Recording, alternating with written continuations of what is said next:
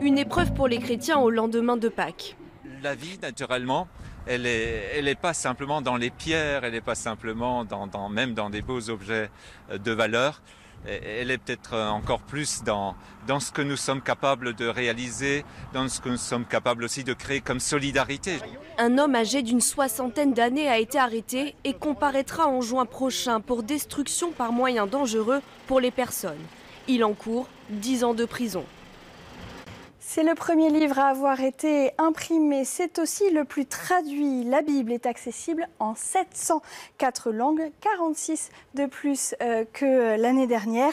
Résultat d'une enquête de l'Alliance biblique universelle, c'est cet organisme qui s'occupe de la plupart des traductions. Au total, 6,1 milliards de personnes ont accès à l'Ancien et au Nouveau Testament.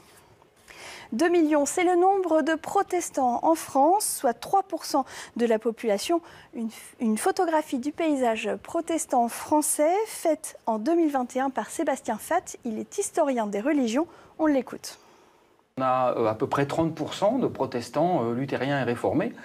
Et puis maintenant, la majorité, qui n'est pas une majorité écrasante, mais majorité quand même, ce sont les protestants évangéliques, de type évangélique, qui représentent donc autour de 54% du paysage protestant aujourd'hui. Ce qui est mis en avant dans les églises évangéliques, c'est pas la théologie, c'est pas l'abstraction intellectuelle. Hein. On est beaucoup plus dans un christianisme pratique, un christianisme de l'expérience, où ce qui est rendu présent dans les cultes le dimanche, dans les réunions de ces églises, eh bien c'est un Dieu qui fait du bien.